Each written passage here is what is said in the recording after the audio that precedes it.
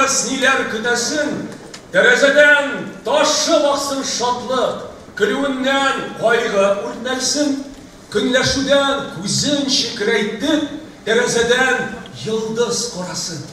Шундый кичләр якынайта бугай бүген белән бәхет арасын. Ұшар құшлар көздән қашып китте, шешекләр дә калды бит сулып. Ә ул һаман яз гөлләре төсле, тамчы да юганда моңсулык. Ул беләдер, дус һәм туганнарның бар афәттән аны йыласын. Кыш айында туган кеше өчен кышкы буран әнә йыласын. Илнең генә түгел, җир шарының аңлый алган уен бар гамен, ул кояшы төсле шушы йортның, ул шатлыгы шушы дөньяның. Сырамагыз аның яшен бүген, юрамагыз ниләр көтәсен, бөтен дөнья бүген бәхет теләп, күккә кадәр аны күтәрсен.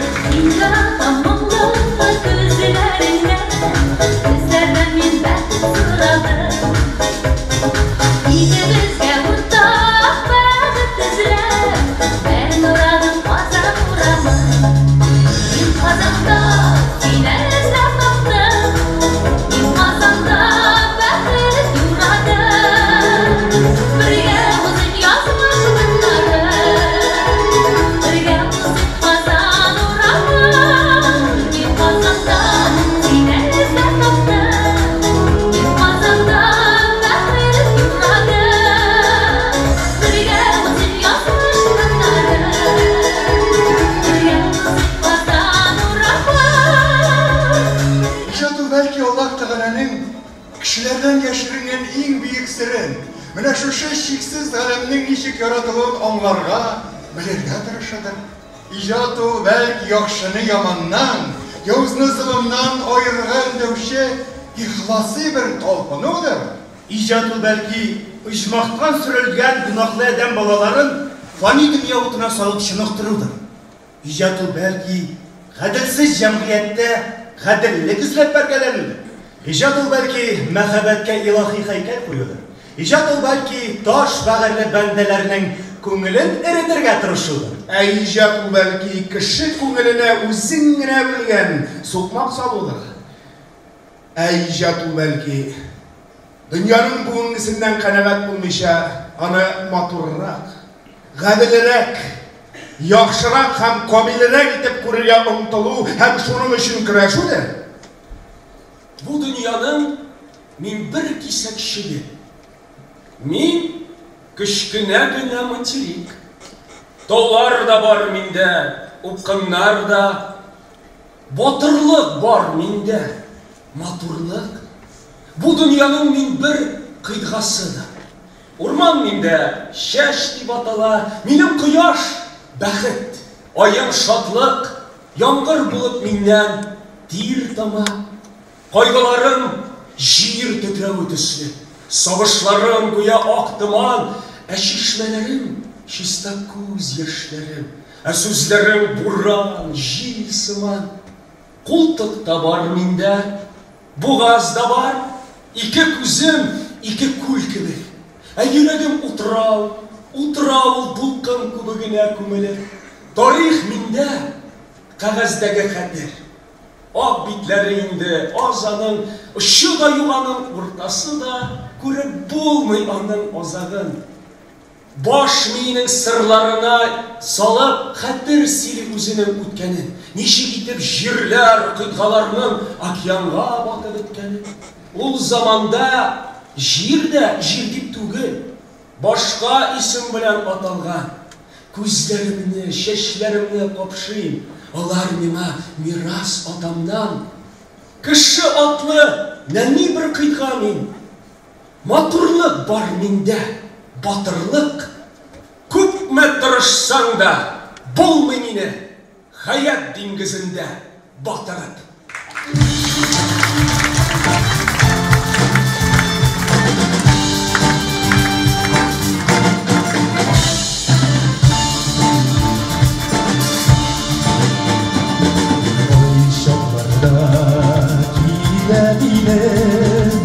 Kila canım sildiğim derdim başlamasın yandıran yana pazarları şandıra bizini yüzüne falan faydalı sima faydalı pazar boşan yanına şayırdan sıma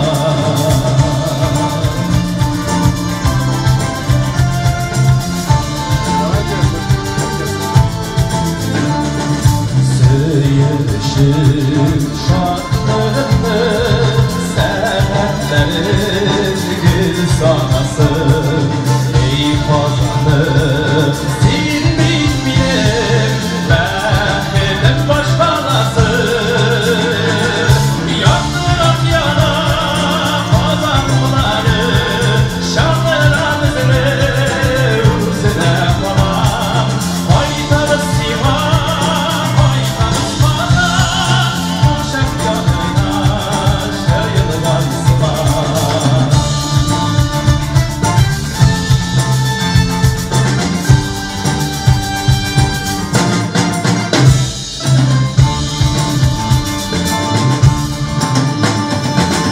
yüreklerge umutlar salıp eskine besin palasın ey kazanım sil bilmeyim bekledim başkalasın yandıran yana kazanımları şandıra bizini yüzüne falan faydalı sima faydalı pazar boşan yanına şayırdan sıma faydalı sima faydalı pazar boşan yanına şayırdan sıma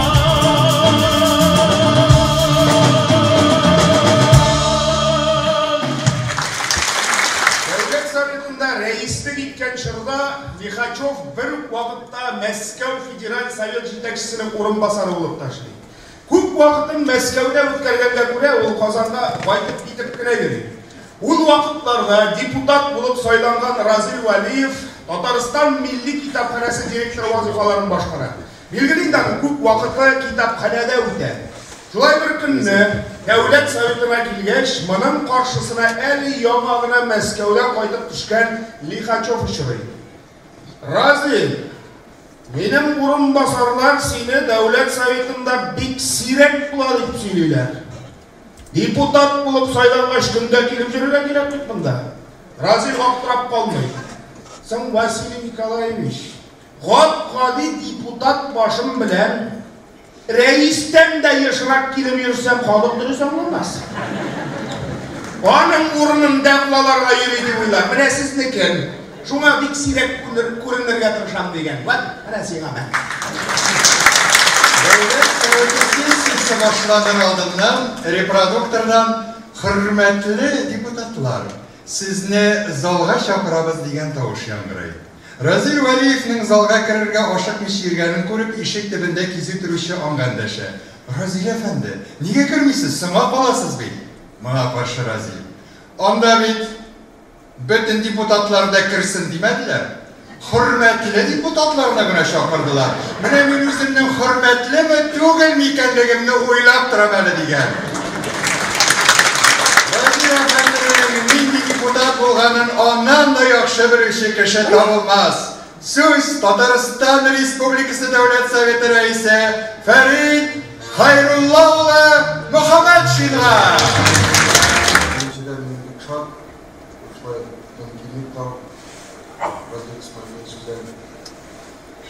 O'tganin turmushimizning yaqin ekanini tag'in bir bor ishga olib uchrashib, uni tabriklarga mumkin tug'ilgan, zal bo'lgan, rahmat sizga kelgan uchun zo'rlaysiz. Shundan da buyuk Yigitimiz Respublikaning botir deputati, yaxshi yozuvchi,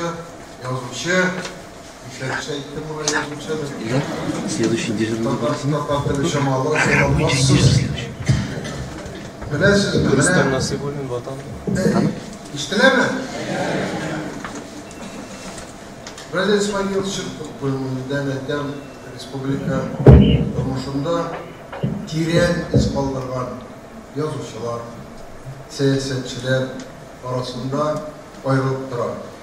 Özünün dili bilen, utkirligi bilen, ana misal ettirip gittikler, men cevap berem jurnalistlarga, başkalarga, onun sözü utken, töz, töplü, hem ondan sonra da köpkene yıllar uylap verirsin. Razil nege bulayt dep etken?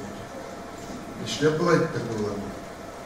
Mene onun köpkene eserleri, şiirleri, yazgan kitapları, çıkan kitapları, şiirler köpkene yırga muzikaga salındı bir halk yaratkan jırlar boldu. Yine bugün jırlar көрсөттүлөр. Bu zamana жеңил төгүлү электер. Biz onun bilen Yoğun Sovet taşlaganda min reis, parlament reisi, bu komitet reisi, neçe 3 sözlük buldu mikan buldu. Da bu kadar 3 sözlük. Bulay ettirip ilk motor işledik. Bu ağır zamanada Россия Konstitutsiyası kabul etmegenler, Sovetler Soyuzu taraldı. Respublika özümüzün Tatarlar, Ruslar da bir kubisi Свобода площадında çıkıp bizden sorular suverenitet Respublikanın derecesini tutarıktı. Birinci Prezident Şaymiyev maksat takildim tutmak işinden sonra şunday ağır şapta onlar bizge direkt Brazil'de Ufak Boyu Robert Mugabe'nin çıkarıydı Merkul aradan gitti Özge Beyler'in başkalar onlar bir Rusya'ya karşı çıkmadı bizim Respublikanın mümkün halkını birleştirip şunday derecede jitkiri geldi degan niyet bilen ayrımını yarıp salatlardan çıkışları bilen Yukarı Sovet'ta bizge etergis bulup yardım etip Respublika bulduğunda meşruiyettirip özünün oldarı tarafından burçları Huk Milletli Respublika özünün burçın uti deyip sanıyoruz. Rustam Nurgalievich, Demir Şaripovich şahsen özüm isimle sizinle ötügerek üyelik gününüz bilen toplayayım, esenlik, sağlık dilayım, hem dağın da bir ekleyeyim. Batırlık kirek ediyor o zaman da batırlık, vakit doğruluk kirek bugünkü günde de. Halkımız bir tarış hizmetçen, bizden Respublika bilen şunday neft da taba, gaz da taba, KAMAZ da yasayız, samolyotlarını yasayız, vertolyotlar yasayız, karaplar yasayız Zimnadolski'da hem gururlanıp avulda yaşayıcı halkımızga başı rahmetini etmemiz. Nige degende yaşı bilen avulda yaşayıcı halkımız ulagayıp kele, sonu bilen kimi, lakin bugünkü rekordlu urajaylar 5 milyondan 5 milyondan artık bugünkü günde yiyip vurup algan igenler, ekmekler onun turunda unuturga hem rahmet sözleşmesi bir niçikte bulunuyor.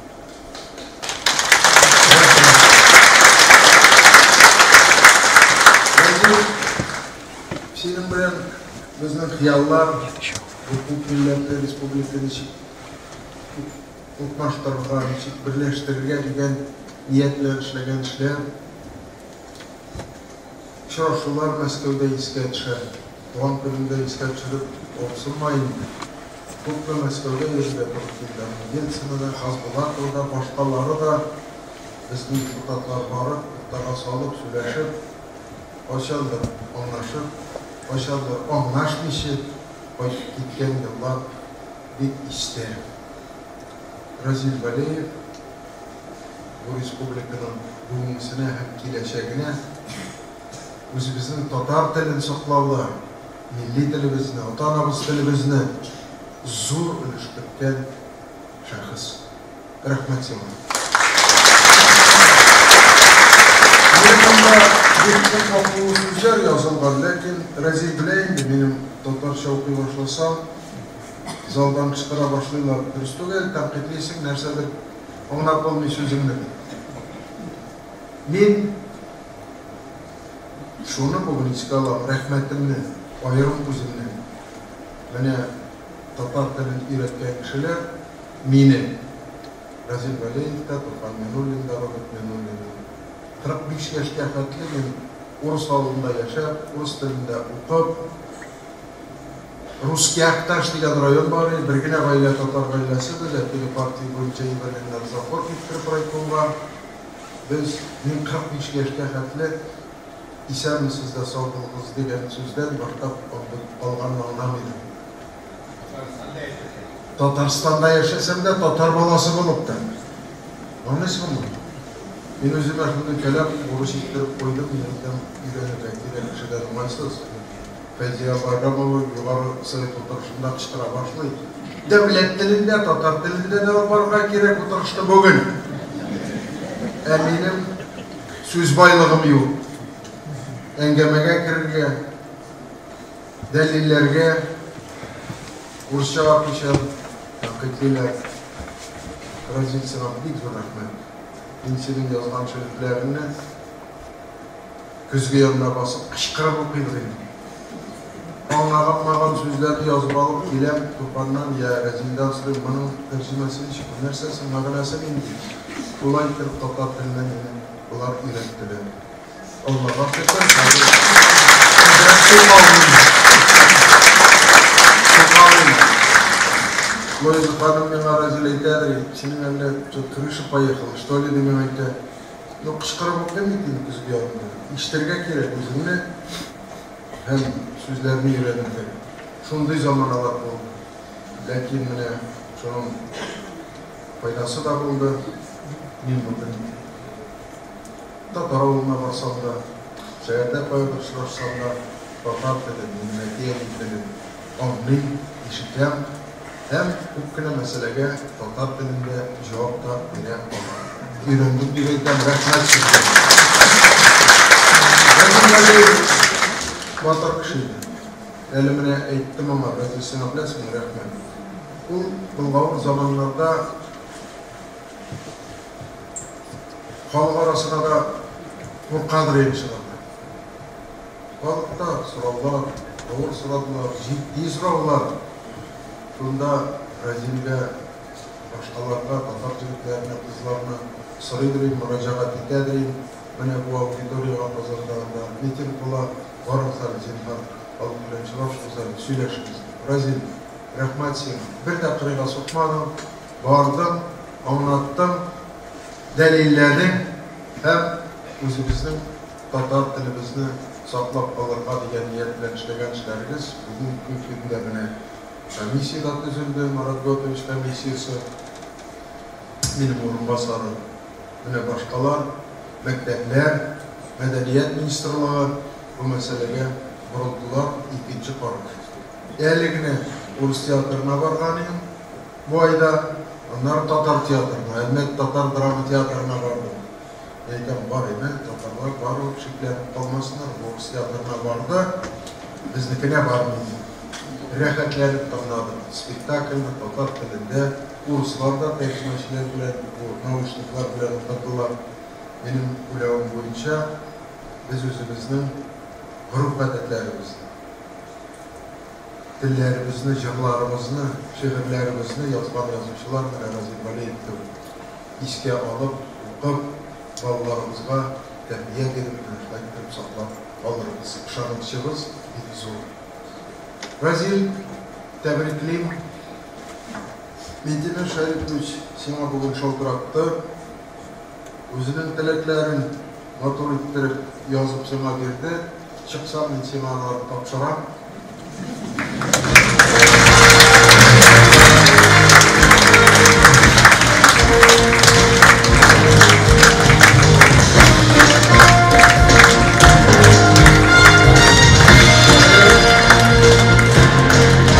Ayağım öyle şöyle otursun bile, senin sözlerimle Medine Şerif sana yazgan. Men milletim, Tatarlarım bilen Birge şaktağına bәхетлелеге.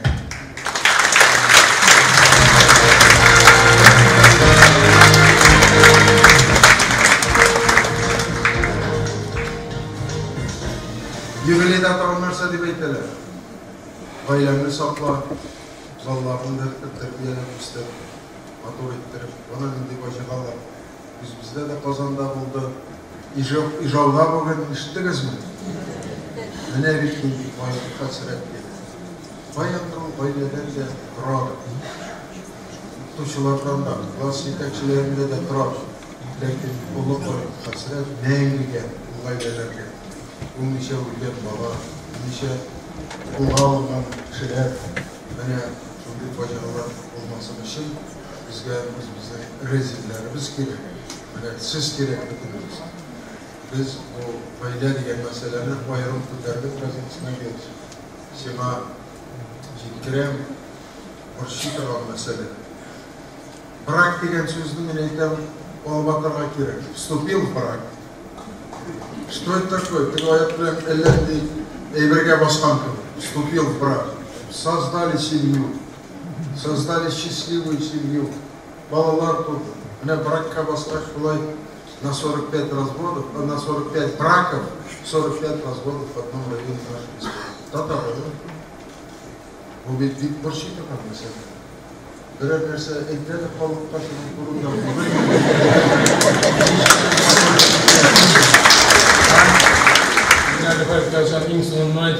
Yarar. Ben de kansa doğru sidi. Mahsus festivalsiz gitmesin için telefsiz işledik. Cemaat, yigitlerimiz bir bulgan, birbirlerimiz selamet olsun, güçlü olsun. O bizge, bizim aradan bizning işleri bilen, turmuş yolları bilen örnek bulup tursun. Bizim Tataristanımız örnek bulur. Selamet ol, tuğan günü bilen en iyisi tilekler sizge. Rahmat beyler. Sizler dışarıdan aldığımda dostlarım, toğanlarım, faturadalar sizin nerse böyle itekli, nerse kireksin. Meytemin bütün nerse var, tırgayırtım var, bilediğim oylum var. Bana siz selametlik dilerim. Selamet. Selamet bulsak aramızda var mısın daşlarımız? Allah razı olsun. Rahmetli olsun İsmail'ler mi? Diyorum. Razil İsmail'ler. Все, что могу. Rahmet Fatı, Devlet Sovet Reisi, Rahmet Fatı Valiyev, Razil İsmail bulunma. Bunda dik motor ettirip senin durmuşun, dileklerimiz yazılgan, sen bu hatta büyük de layıkla işler.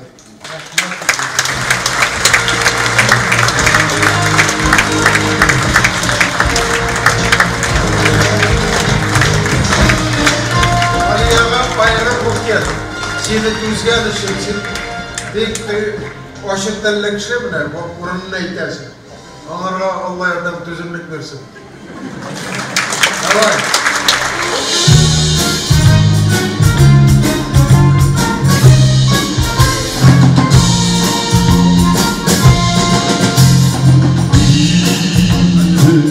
Nice mertebe Hazırlar kitabın ardı Gönül yavru çalar arkalı Sinşine çıkarsın boğazı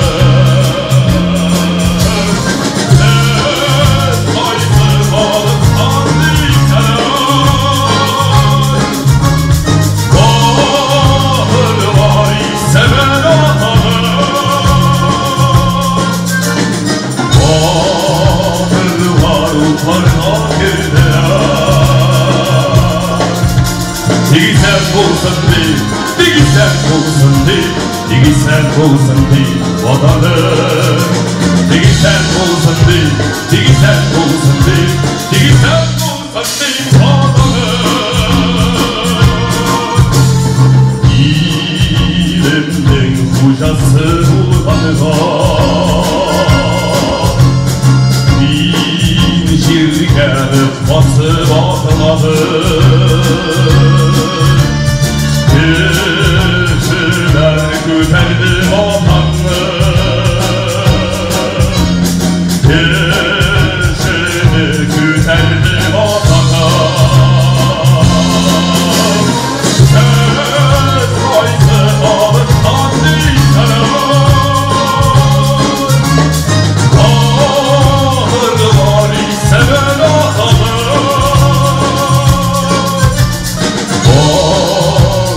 var uçlarda derdiler. Tigisen bulsun değil, tigisen bulsun değil, tigisen bulsun değil vatanı. Tigisen bulsun değil, tigisen bulsun değil, tigisen bulsun değil vatanı. Gördüm tünlerini kanı, dünyada sultanları, Allah'a nurlara gir yedir, kan dolu nur sine vatanı.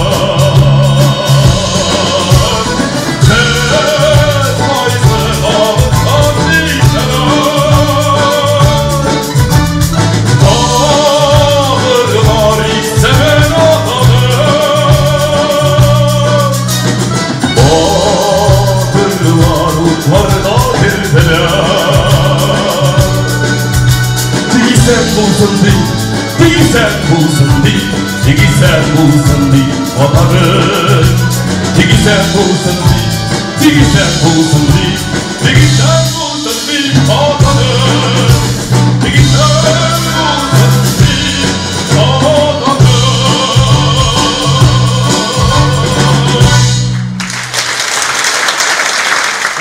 Əbey, senin istelikli nişikine indi yamartayım. Kollarımda senin sırrlı ismin, göz aldımda yalamayacağım.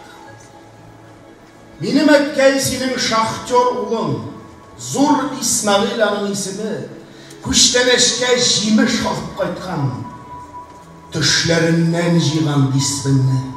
Şul disbinni tortup yalvargansın, nık bulsun deyip şahtı tirevi, dileklerin kabul olgansın. Elde tibe, etken yürege, suğuş kilgen. Şul disbinni tortup, sin uzatıp bana kalgansın. Kuz yaşına manma sözlerini işitken tek yaşın namazlık. Etkey hazır televizor qarayım. Allah'ın ol biraz unutkan. Tek şolay da seni unutmagan. Kabirine koyun oturtkan. Kuz yaşların singen namazlıkını yaşırıp koygan sonluk dibine.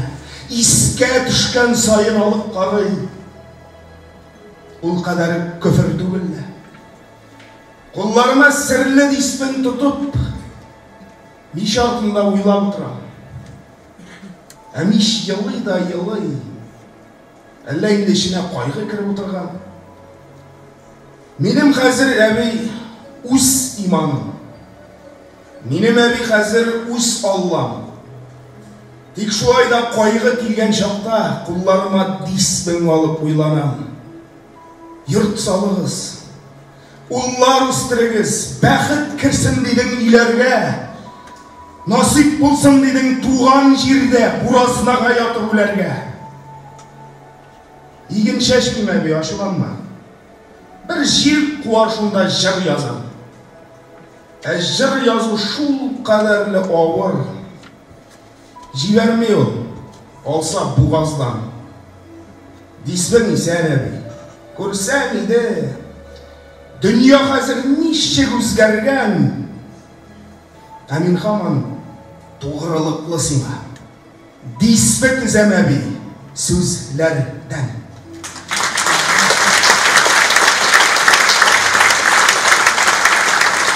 Jirge götürüp savan sirgen babam. Şavulı siltep şapkan pişenini arşın tugel, metr sajın tugel ümit bulgan jirlik ülşeme. Ömründe altın көрмәгән, күмеш тулы яншык йөртмәгән, алтын төсен күргән игеннәрдә, күмеш сулар эчкән чишмәдә. Ракеталар очмаса да улча, ай турында җырлар җырлаган, ачмаса да сирен йолдызларның күккә карап язмыш юраган. Вакыт җитте безгә, галәм иңләп карурманны җырлап үтәргә. Тик хаманда туган җирне сөю җитеп бетми әле күпләргә. Нәселемә мин хыянат итмәм, игенчилер безнең ыруда, буразналар йөреп барсаң иде, шигъриятның олы кырында.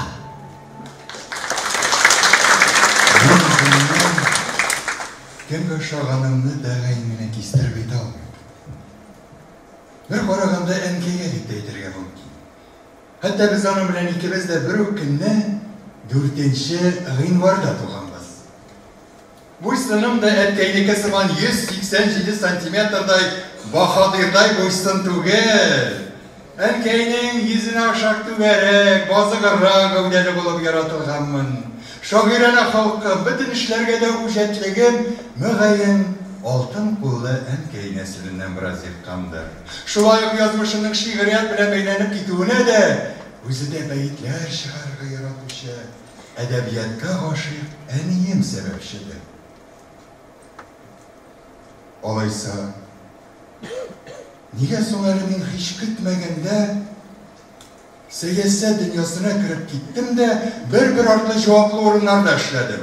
Журналның җаваплы сәркәтибе, язучылар берлеге рәисе, Милли китапхана директоры, Татарстан депутаты, парламентның комитет рәисе. Булары инде әткәй язмышының дәвамы, аның тәрбиясенең җимешләредер. Олпат гәүдәле, Җиде авылны берләштергән колхоз рәисенең холык фигыле һич кенә дә башка җитәкчеләрнекенә охшамаган. Сугышка кадәр бригадир һәм агроном, фронтта яраланып кайткач, Җиде авылны берләштергән колхоз рәисе һич кенә дә сүгенү сүзе белән сөйләмәде дип искә алалар. Ни гаҗәп, хәтта ат һәм үгезне сүгенмичә тыңлата алмый торган ул заманда ул ничек Җиде авыл халкын кулдан тотып тора алды икән? Әткәй рәис булган чорда уңыш колхозы 13 ел буена районда беренчелекне бирмәде. Күчмә кызыл байрак бер кая күчмичә 13 ел буе идарә түрендә балкып торды.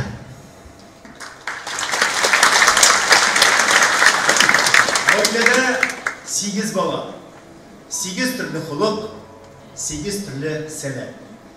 Мин 7 баланың бер-берсенә һәм шулай ук миңа да тәэсирен тойып, 7-сеннән 7 төрле михрибанлыкка, осталыкка, һөнәргә өйрәнеп үстем.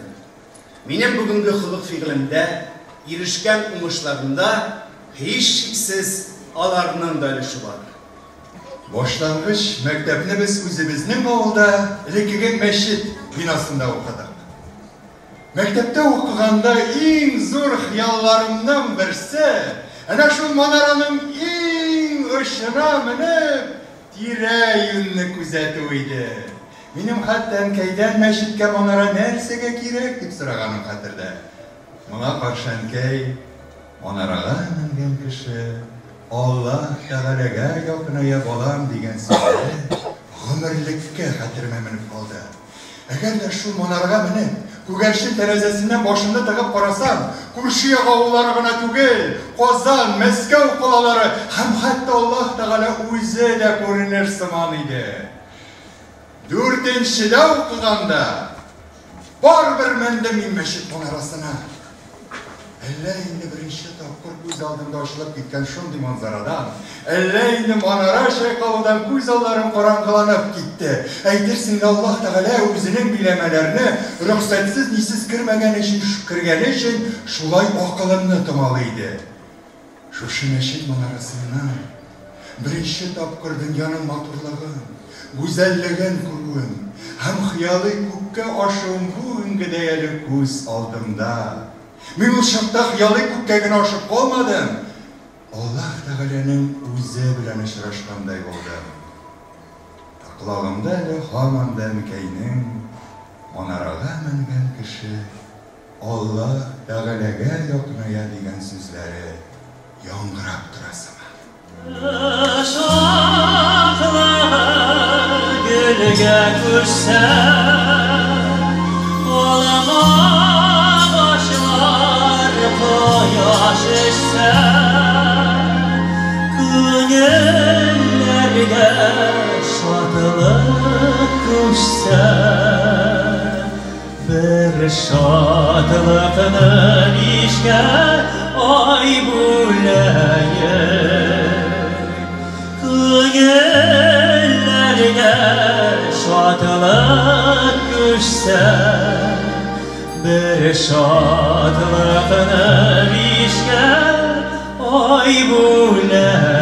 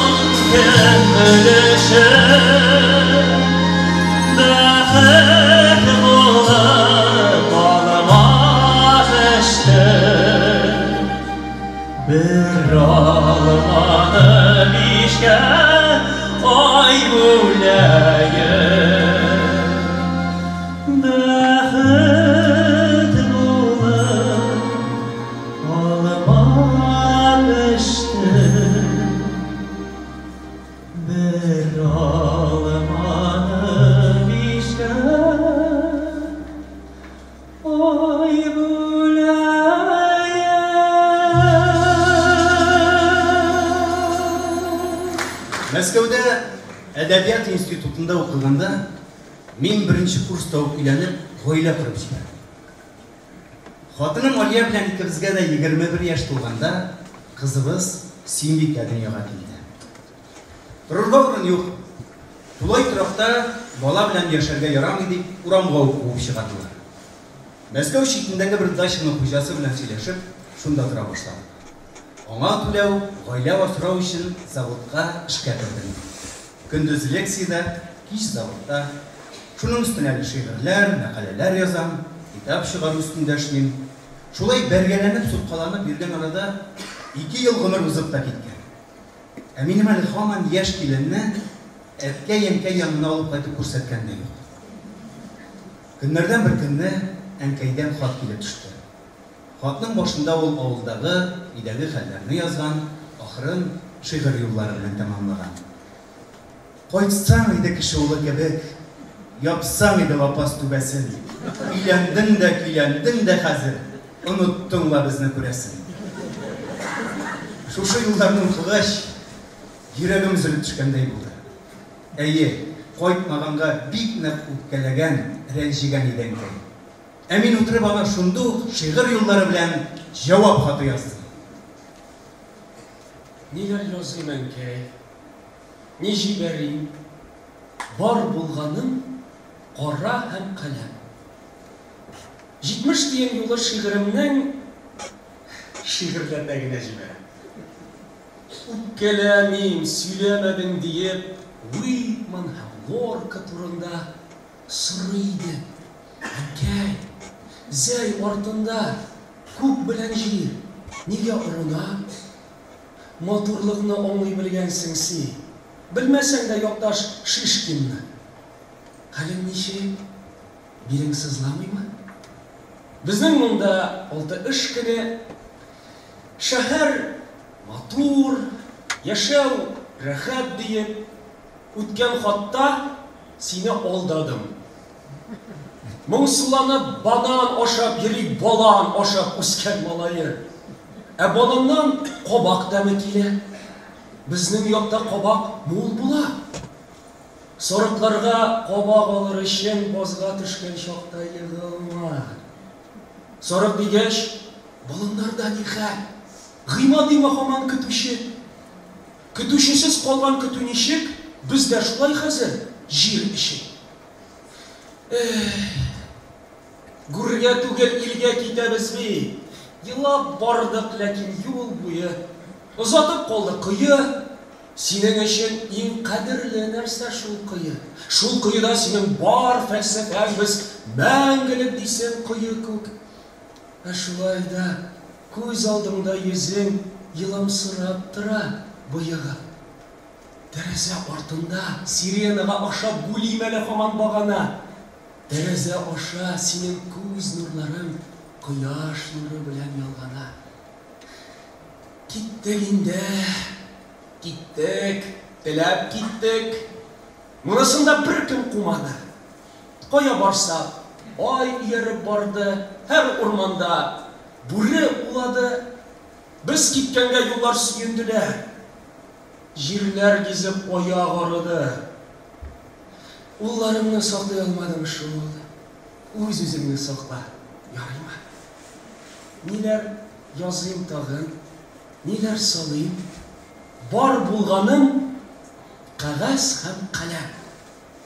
70 дейін yolu şiirimnin şiirletəginə jibərəm.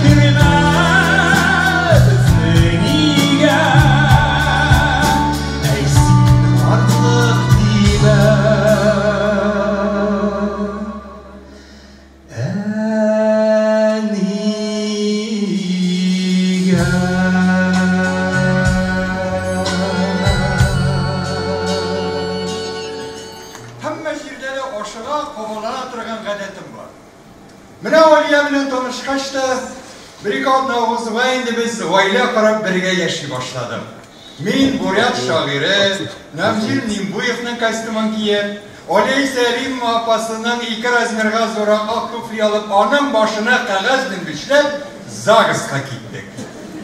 Yazılışıp Oytkaş, Tulay tarafının 5. katında minin bölmede 4 devleşip gürletip tuğ yasadık.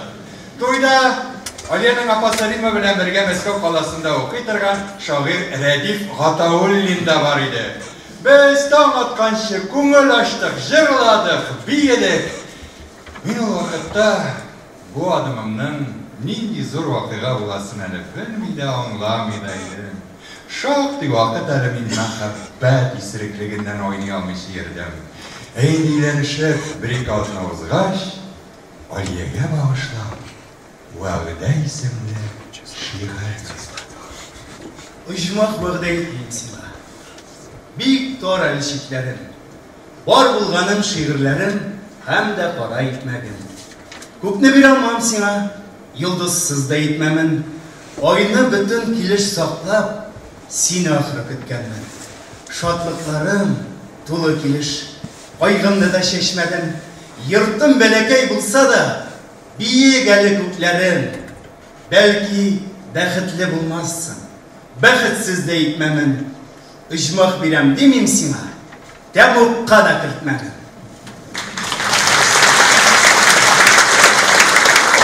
Егерде яшьлек чакта язган бу шигыремә мин гомер буе тугрылыкны булырга тырыштым. Үземнән яхшырак булып күренәсем, шулай итеп аны да, башка кешеләрне дә алдыйсым, яшьлек вәгъдәмне рәнҗетәсем килмәде. Бер-береңне чынлап аңлау, бер-береңнең кадерен белү өчен Аллаһ Тәгалә кешегә шундый сынаулар бирә торгандыр иде. 1987 елда мин каты гына авырып киттем. 7 ай рәттән хастаханәдә яткан чагында мин тормышка, дөньяга бүтән чакырырга, яхшыны яманнан, дусны дошманнан айырырга өйрәндем. Хәлем авыр чакта, янәшәмдә һәр чак Алия булды. 7 ай вакыт эчендә мин аны өр-яңадан ачтым.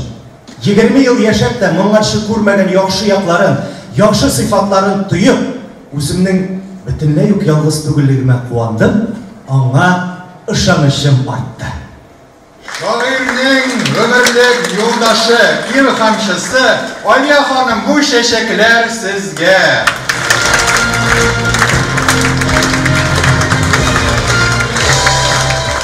Şecerenne razil, hakikat aşık. Zeydem ilham işken, şengelçi, taşlık, mul umuşul, Taceddin Yolçıl Fatihası. Bulmaz sizde billahi ruhi aşlık. Şundaq da taşlık bilen şengelçiliğe bir başında ruhi, medeni aşlık bulmayacak. Bir taşlık alından gına razil bilen birge olmaz hem cinde kilip çıkkan. Ali başka şairlerine var yanından Rafik Samif, başkalar. Eğindi kurşu şendaşın bizning otaklı Rafael Sahabiyev idi. Anları bugünkü günden zor evibi Zülfiyat Hakim.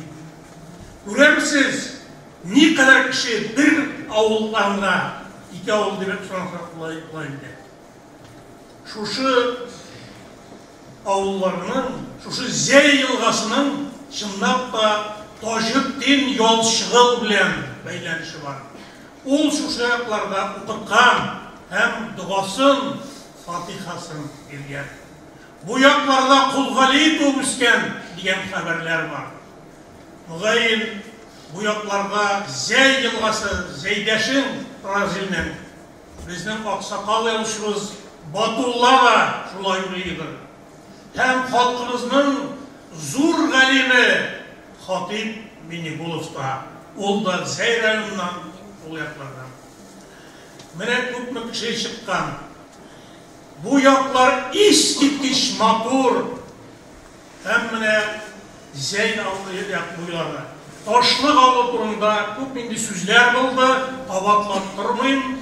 Min onlarını bir süz bilengine ujmaq kibik jirler gibi atlamayım.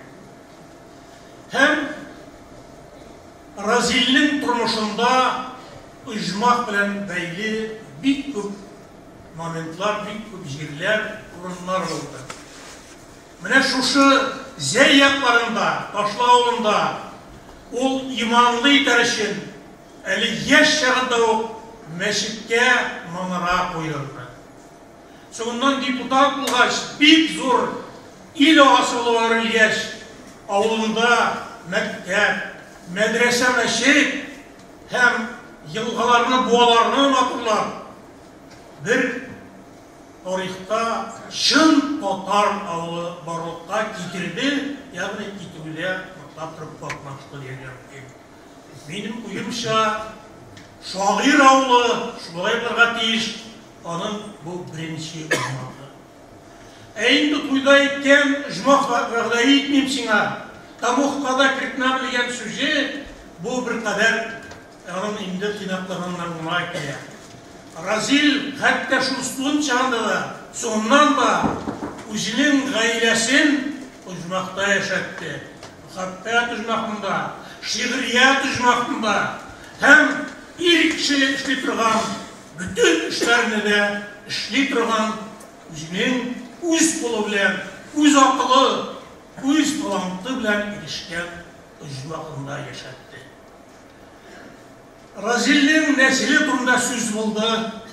Мин Исмәгыйль абыйны да, Таһир апаны да күреп калдым, сөйләшеп калдым, бик яратып калдым аларны. 8 баланың шулай барсындагы туганнарын күрдем, белдем. Һәм шуны әйтергә кирәк. Әлеге дә баягы Таҗетдин Ялчыгыллар фатихасы белән бу гаиләдә бүтүнесе дә әдәбиятка гашыйк, шигырьгә гашыйк һәм үзләргә язалар. Шәҗәрә дигән бер китап чыкты, анда аларның шушы нәсел турында һәм аларның язган әсәрләре белән. Зәй буйларыннан килгән тагын бер җигет, müdәррис әгъләмне, бүген исәп алмасам шулай ук дөрес булмас. 63 елның җәендә бу ике яңгына мәктәп бетергән кеше Казанга киләләр. Казанны яулап алырга, билим сарайларын яулап алырга һәм әлбәттә шөһрәт парнас тауларына менәргә. Һәм чынлап та алар ул тауларга менделәр. Икесе дә Татарстанның халык шагыйре. Казан шәһәр университеты иртәрәк китте. Казанда университетта чакта Разил Зөлфәр кебек булып шагыйре белән бергә, башка учурдашлары белән, Зиннур Мансуров, Араз Аюп, башкалар безнең шунда чыныгып алганнан соң Мәскәүгә барып китте, әдәбият институтына һәм үзенә күңелсез булмасын өчен мин фәкыйрь җирдә алып китте. Мин анда әдәбият, югары әдәбият курсларында укыдым. Бергәләшеп өйрәндек, бик затлы, зыялы нәсел белән туганлаштык. Һәм шуңа күрә мин Разилнең шул чордагы аннан соң эшләренә һәр вакыт хәйр-хак булып, карап, сукланып, бергәләп яшәдек. Һәм Разил депутат булганда да, Пин клубның директоры булганда да, һәм башка бик зур эшләрдә булганда да, комитетлар җитәкчесе кайрылып җиткәнчә, бүтән эшләрдә дә мин аның бүтән җирдә дә оҗмах тудырырга, халкына изгилек эшләргә, игелек эшләргә хәзер булуын күрдем. Һәм үзен яшьтән үк ул ил агасы итеп тәрбияләде, шуңа әзерләде. Икенче оҗмах Разилнең озак еллар буе китапхана директоры булуында. Искенә бер китапхана рәткә китереп, бик зур эшләр башларды. Дөньяда зур шагыйрьләр берничә генә китапханәче булган. Алар Адам Мицкевич, Аргентина язучысы Борхес, үзебезнең Мирхәйдәр Фәйзи һәм башкалар. Борхестан үләр алдыннан сораганнар, син оҗмахны ничек күз алдына китерерсең? Мин аны бик күп шәп китаплары булган, китапхана итеп күз алдына китерәм дигән Борхес. Разил дә безнең менә шундый бер иҗмах тудырды. Ул безнең милли китапханага әверелде. Чөнки аңа Хәсән Туфанның шигыре таныш иде. Ходай белән мин сөйләшәм, бит ул миңа сорау бирә, менә иҗмах кызлары сиңалар белән сөйләш ди. Иҗмах кызы әйтә, я татарский белмәс ди әйтә. Миңа телем юк икән. Иҗмахың нигә кирәк дигән Хәсән Туфан. Бу Разилнең дә йөрәгенә кергән, шуңа күрә ул чын милли китапхана булдырды. Ул китапхана безгә бер институт та, университет та булды. Ул хәтта бик күп язучыларның, сәнгать кешеләренең, татарның асылларының, кызларының урыны булды. Разилянда, Каменянда, яшел Каменянда тапшырулар, Браунаны бишкә бүләйек, башка тапшыруларын, телевидение тапшыруларын шунда эшләде. Һәм үзебезнең 20-нче гасыр ахыры, бу гасырның башындагы бөек атаклы кешеләрнең барысы да дип әйтерлек интервью белән тарихка документлар, истәлекләр, язмалар, шигъри мөрәҗәгатьләр калдырды. Бу да аның бер иҗмахы. Аннан әле депутат булып 30 ел эшләгән шагыйребез, ул әле безнең яңа җыен фондының шулай башчысы, аның оештыручысы булды. Аның башында Веркасим Госманов, Әбрәр Кәримуллиннар кебекләр торсалар, аларның эше Разил дәвам итә. 100-дән артык безнең татарның асыл кешеләре, шагыйрьләре, философлары, дин галимнәре, бүгенге язучылар, классиклар, аларның китаплары алтынлы һәм үзләренең эшләге белән дә алтын китаплар. Менә нинди халыкка иҗмах җимешләре кайтарды Разилебез. Әлеге җырлар яңгырый бүген, Браунаны бишкә бүләйек. Бу җыр миңа хәтерләтеп куйды Мустай Кәримнең шундый шигъри юлларын. Мустай Кәримне Разил бик ярата иде, һәм Мустай ага үзе дә Разилне бик яратып, бик дустана яшәде. Утур шимле янса, елга тире аксагына, бүлешүдән акыл, дуслык һәм җыр ортагына. Менә Разилнең бу кредосы, тормышка алган максаты кешеләргә яхшылык эшләү, изгелек эшләү һәм үзенең бәхете белән, шатлыклары, иҗади җимешләре белән халык белән бүлешү. Халык аны аңлады, халык аны яратты һәм үзенең сөекле шагыйре, сөекле ил агасы, җәмәгать һәм дәүләт эшлеклесе дип таныды. Бу бәйрәм, бу сүзләр шуның билгесе. Котлыйм сине, Разил.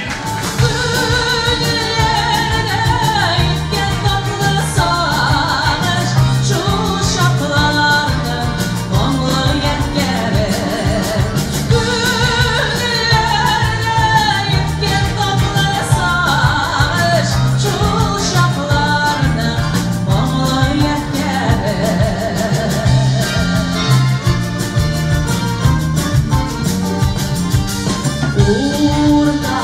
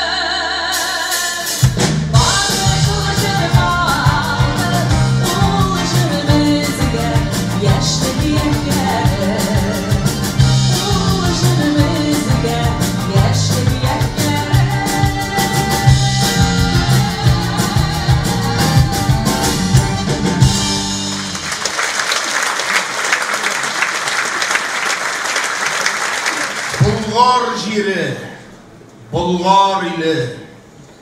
Тарихқа мен сақлым зор өпке. Babamlarının məğrur canı kibik, көтәрілә тұрғай бейікке. Басы бұйлап біреу жырлап келеді. Шал тарихтан келеді ерсін. Барысы да 1000 yıl іліккедей. Арғаматлар шаба ерсіз. Барысы да 1000 yıl іліккедей. Ай құяшы, зәңгәр көгеде. Büyük ilden şülmek vatıkları Бүләк болып қалған бүкінгі. Bütün нәрсе мұнда яқын миңа. Әйтерсің мен әнкәм қойнында. Bütün нәрсе мұнда Бұлғарымның ұнықлары кебек тыйыла. Әрәбәләр, ташлар арасынан башын иіп тұра қылғаннар. Бабамларының сөзін сөйлер үшін тек қылғанларына қалғандар. Бұлғар илі, babamlarının ile Turgay мұңа minем мұңларым, min Turgayны түгел, бүгін güya babamlarının жырын тыңладым.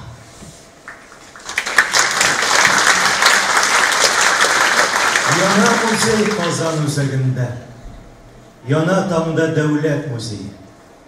Яна кебек güya babam йорты, яна кебек минем үз үйім.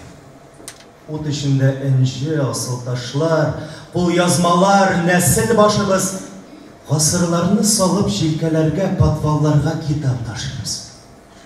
Бұл китаплар енді нишен шықат, исен шыққан яудан, яңғыннан, ғасырларының қора табы болып, битлеріне құрым яғылға. Терезлерден ұрғы қара тітін, шымға салып яқын тирені, яна музей, әйтерсіңле яна халқыбызның соңға кирмәне. Біздің тарихында нишен шықат, көтәрілген күлден, көмірден, патшалардан шыққан яңғынларыны отқа кіріп халық сөндірген. Янашәлі жәлил, қол бұғаулы, көзлерінде халқым ғазабы, бұғауларыны ертіп ташланыр көк, сақылар үшін оттан қазанны. Янды музей. Әбіз қаман исән шықты тағын яңғыннан. Подвалларда бүгін біздің тарих. Тарих бікті. Музей ябылған.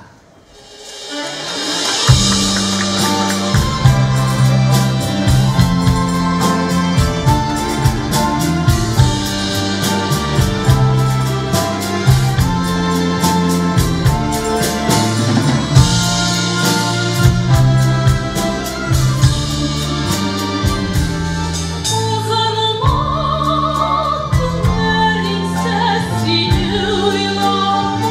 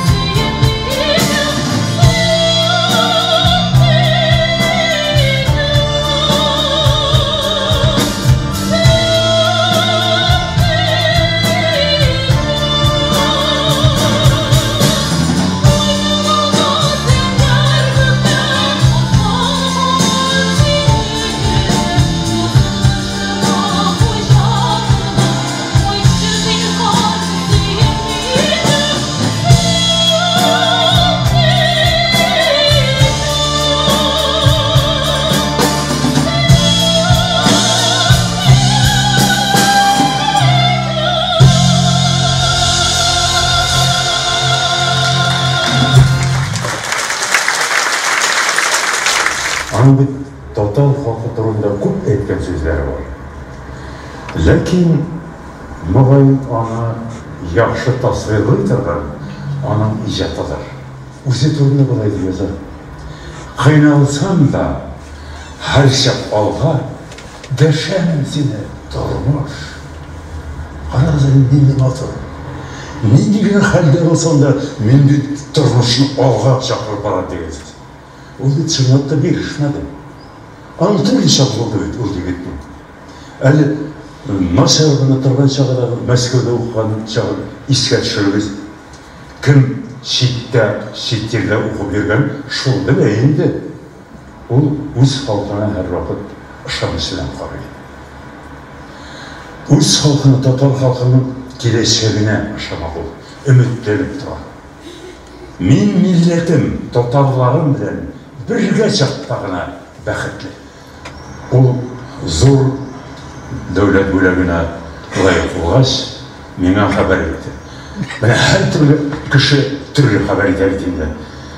Кемгә дә булса, мисал өчен шундый бүләк бирсәләр, ул миңа язар иде, достым, миңа шундый бүләк бирделәр, минем хезмәтем шулай булды, халкым мине бәйләп дип язар иде. Ә бу миңа ничек яза? Миңа да шуны бирделәр. Сезнең белән дуслыганым өчендер инде, дип өстәп куйган. Аны бу юморы белән, аны шул көлүе белән үзенә тартып тора иде. Беренчедән мине күтәрә шуның белән. Үзен түбәнсеткән була. Көлеп кенә әйтә. Ул үзенең бүләген кимсетүдән түгел. Ул аны көлеп тә әйтә белү белән. Аны да әйтә белергә кирәк баса. Ул татар телен яхшы белә. Шул татар теле белән файдалана да белә.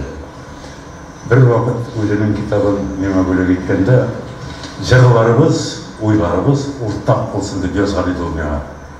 Безнең чынлап та уйларыбыз уртак. Biz ikimiz de milletçiler hesabına kiremizdir indi. Şunun üstüne ol milletperver şahıs, ol kabatlanmaslık şahıs. Rezil önüm, min yaşa, uzun tilegen şey yaşa. Senin ali icatına mindən başka da kupler, milyonlar soklansın. Rahmet ediyorum.